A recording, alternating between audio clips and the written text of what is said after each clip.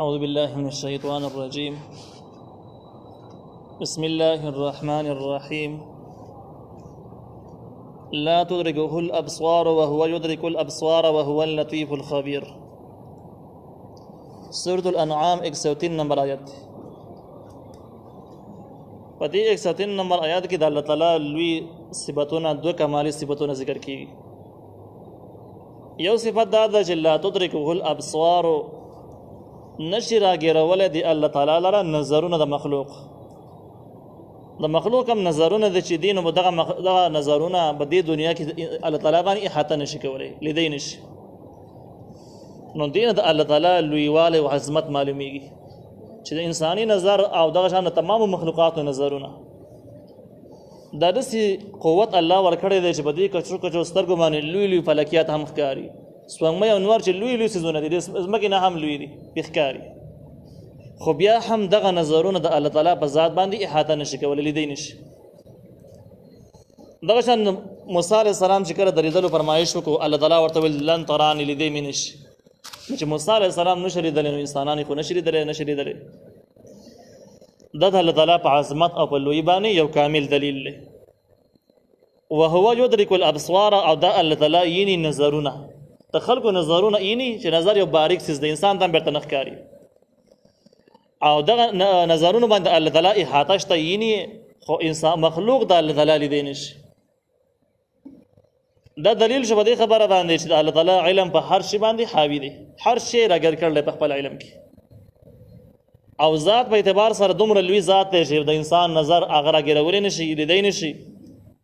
علم یې دومره لوی دی چې ټول مخلوقات او نظرونه هم یې دي.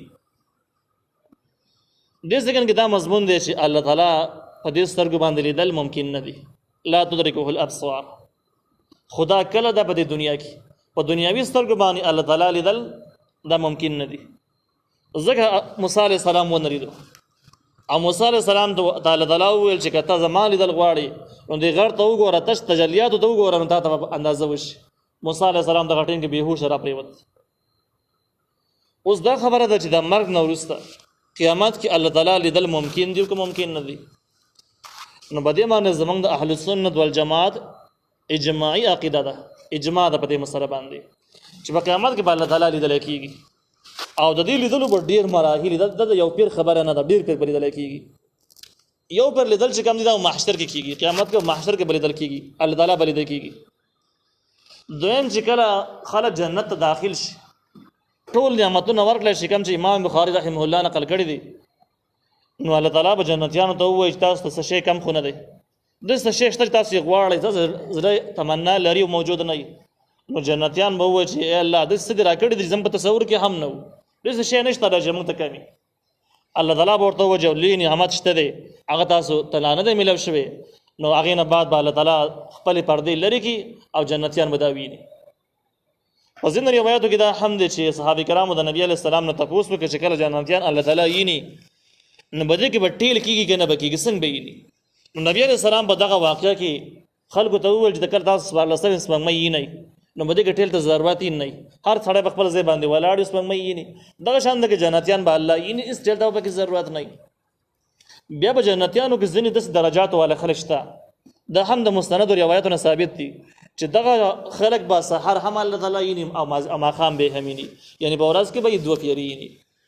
دا احوال چې کوم دي دا معارف القرآن په دغه انداز باندې تفصیلي ذکر کړي دي. دا د اهل سنت والجماعت عقیده ده. د دې نه علاوه باطل عقیدې شته. باطل عقیدو کې یو عقیده دا د کوم چې د دې آیت په ظاهر باندې هغوی دلیل نیسي چې لا تدركه الابصار، نشي راګرولې الله تعالی لره نظرونه د مخلوق، نو هغوی وایي چې مستقل نشي راګرولې په دنیا کې هم په آخرت کې هم چېرته هم نشي لیدی. او دویم د موسی علیه السلام هغه قول چې لن تراني، هرګز مې لیدی نشي. د هغې جواب موږ ذکر کړ چې دا هم د قرآن آیاتونه دي چې لیدی مې نشي، خو هغه هم د قرآن آیاتونه دي چې الله تعالی وایي ډېر مخونه به یومئذ ناظره، په دغه ورځ باندې تر و تازه الی ربها ناظره، خپل رب ته به کتونکي. کافرانو بارک الله تعالی وایي چې انهم عن ربهم یومئذ لمحجوبون، ډېر خلک به په دغه ورځ باندې الله تعالی پردو کې بند کړي، الله تعالی به ونه ویني، او دا به کافرانو سرکشه خلک دي. دغه هم د قرآن آیتونه دي. نو دغه آیتونه او دا دوانه چې رايوځي کی یو بل سره خو تضاد نشته.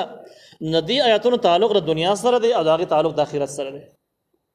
اوس دې کې دا مسله د چیرې نبی عليه السلام چې معراج په واقع کې اسمانونو ته لاړ نو الله یې ولید کبي نه لید نو بده مسله باندې هم تقریبا اتفاق د چې الله یې لیدل دي. اوس سوال دا دی چې دا خو دنیاوي سترګې دي. نو امام ابن العربي د دې جواب کړی دی چې دنیا د څه ته ویل کېږي. دنیا هغه د ځمکې او د بر اسمان ځمکې کې منځ کې کم سدي دي ته دنیا ویل کېږي. اوس د اسمانونو چې سړی بر لړ شي دا د آخرت احوال دي، دا د دنیا منظر نه دی. نو اته کې دغه د امور د آخرت نه دي، دغه د امور د دنیا نه دي. نو که الته لیدل شوی د هغه اخروی امور دي. ځکه ابن العربي رحمه الله وایي چې د دنیا تعریف دا د اسمان لاندې ځمکې بسر باندې د دنیا ویل کېږي. بره اسمان نه چې بره لاړ شي بیا د دنیا احوال نه دي. بهر حال باندې نو حاصل دا شو چې په دنیا کې الله تعالی لیدل ممکن نه دي، په آخرت کې بل لیدل کېږي. سوچ د منکر د جن لیدل کېږي دا فرقه باطله فرقې دي. د اهل سنت والجماعت په دې من اتفاق د لیدل کېږي. او بده کې د ترمذی شریف د امام بخاری شریف کې هم ډېر روایت نقل کړي دي، نور کتابونو هم نقل کړي دي. مستند روایت سره دا مسله نقل لا ته امت په دې معنی اجماع ده، اگر چې ځنې خلک دي منکر دي خو هغه باطلي فرقې دي. وهو اللطيف الخبير ده الله تعالی لطیف و مهربان دی، خبیر خبردار دی. لطیف دو معنی دي، یو لطیف یو معنی دا د مهربانه او دویم معنی د لطیف چې کوم دا نو لطیف هغه ځکه استعمالي کې دا مقابل لکثیب ته. کثیب دې تضاد راځي. کثیب هغه شی ته ویل کېږي چې کم جسم لري بستر ګوري دل کېږي، او لطیف هغه ته ویل کېږي چې کم جسم نه لري بستر ګوري دل کېږي. نو کدا ولنه معنی مراد شي، معنی مهربان شي. بیا به څه شي وهو اللطيف الخبير دا الله تعالی مهربان او خبردار ذات دی. نو دا بر دی وهو يدرك الابصار معنی چې کوم سوال و داغه جواب بشي. سوال دا دی چې الله تعالی د ټول مخلوقات نظرونه یې نه دومره ازلی علم لري. نو د انسانانو خبرې د دوی کارونه او د پیریانو د خو ته پټې دی نشي. و دومره انسانان دومره پیریان چې د اسلام مخالفت کوي، ګناهونه کوي، ظلمونه کوي، زیاتی کوي، د اسلام خلاف منسوبې دي، د اسلام خلاف جنگونه دي. الله تعالی علم په هغه باندې حاوی دی، الله دې خبر دی. نو دغه خلک په وري نسی ولنو قیمت یې ولینه. یو سوال ذهن کې را پیدا شو. الله تعالی جواب وکړي وهو اللطيف دا الله مهربان دی. یعنی ګناه باندې په وري څوک نه رانیسي، خدي خبري قرآني سي نو ټیم ولا ورکي مهلت ورکي. او که دسی په هر ګناه الله تعالی انسان رانیولې د دنیا په سر باندې به وسه یو انسان هم موجود نه بیا ټول به ختم شي وي. ځکه هر انسان نه خطا کیږي، چا نه ډیر چا نه کم او څوک مستقل مجرمان جوړ شي. نو الله تعالی په هر ګناه په ورسوک نه رانیسي. ځکه وهو اللطيف د الله تعالی په صفاتونو کې یو لطیف ته مهربان دی. دویم کې لطیف معنا د باریک شي، یعنی هغه ذات چې بستر ګندري د لکېږي. نو بیا وایي معنا د څه شي چې لا تدركه الابصار نشي لیدل دی الله تعالی لره نظرونه. ولی نشي لیدل؟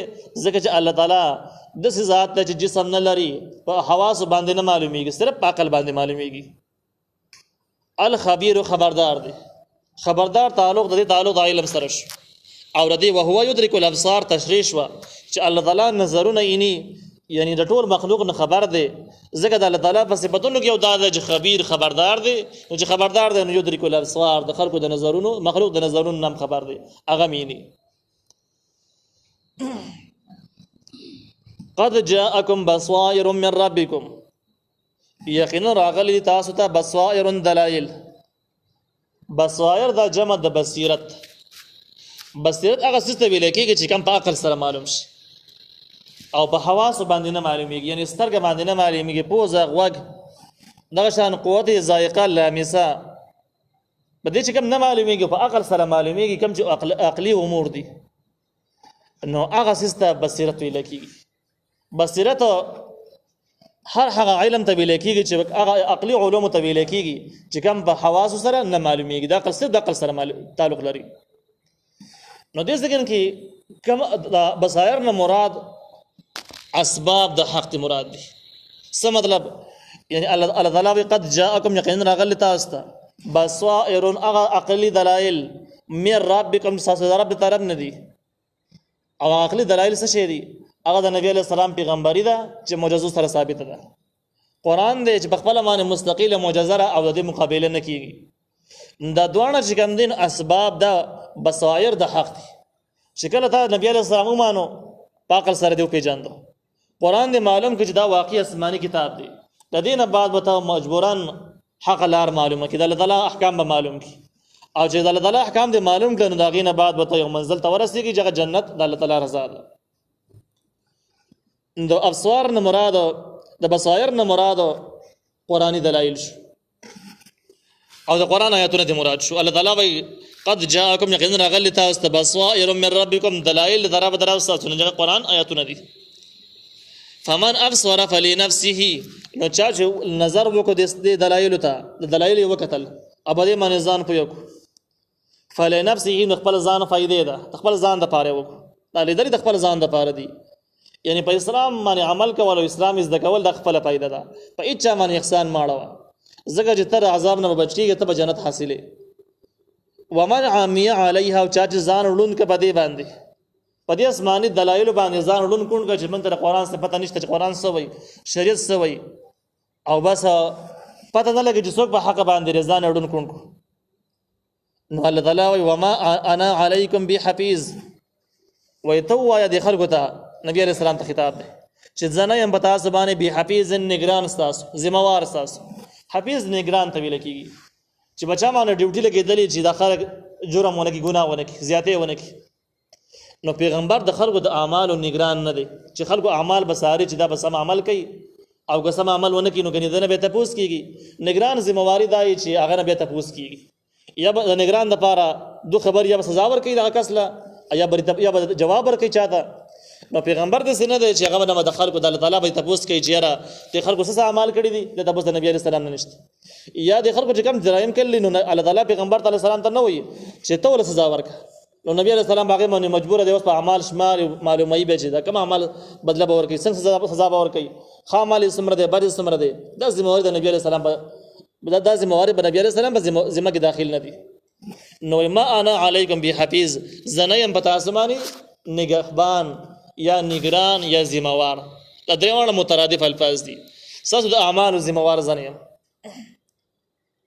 نو حاصل دا چې د پیغمبر منصب او دا شان د داعی د خلکو تر دین رسول والا کس چې کمی دغه ذمہ واری دا د حق دین خلکو ته ورسي پادشاه منل نه منل په دې معنی دغه کس ذمہ وار نه دی چې دا خلک خامخ دیندار شي وكذلك نصرف الآيات هم دغه شان من قسم طریقو باندې بیانو آیاتونه نصرف تصریف بدل طریقې ته ویل کیږي ناشنا طریقې یعنی یو بیان په یو طریقه باندې وکي به بلی طریقې ته واړی به بلی طریقې ته واړی د لپاره داخله په صحیح پوښ الفاظ ته بدل کی انداز ته بدل کی نو الله تعالی د قرآن آیاتونه په جدا طریقو باندې بیان کړو په جدا طریقو باندې دومره دلایل د جدا انداز باندې بیان شو د دې آیاتونو د بیانولو یعنی د قرآن د بیانولو دوه وجه ذکر شوی دي د ذکر کې دوه اسباب دوه وجه ذکر دي چې قرآن ولی نازل شو ولی خلق ولی بیانول غواړي نو د دې د نازلېدلو د بیانولو دوه وجه دي یو دا ده وليقولوا درست دې د پاره چې مجرمان خلق وایي چې درست رچانه دې زده کړې دي او دویم ولنبينه لقوم يعلمون من بیانو د قرآن لره د قدس قوم د پاره چې هغه پوېږي په دې باندې د دې حاصل دا چې د قرآن د بیانولو دوه فائدې دي کوم چې مجرمان دي هغه په جرم کې ډوب شي غرق شي نو دا ښه فائدہ ده مجرم چې په جرم کې ډوب شي غرق شي دا خبره ده او چې بر مزمنس کې پاتې هم نقصان کوي هم غرق کیږي نه دا شی خطرناک نو ګوره چې کله قرآن نه بیان شوی نو په قرآن باندې خو اعتراضونه څوک نه کوي او دا شان دغه څوک چې بیانې باغه اعتراضونه نه کوي او د ټیم کې د سړی مجرم دی خو د غرق کېدو قابل نه دی چې کله قرآن بیان شي د خلک مخ واړه جزې نه زده کوم زین د غوږ نګدم یا د قرآن باندې اعتراضونه شروع کی چې دا قرآن کې د کمزوري د نعوذ بالله یا به دغه کس باندې اعتراضونه شروع کی چې یاره قرآن هر څه چې د سړی سره مینه لګي نه غوږ ته نګدم نو بده ټیم کې بده بغاوت وکړي چې بغاوت وکړي نو بده ټیم کې دا ګناہوں جرمونو کې مکمل ډوب شي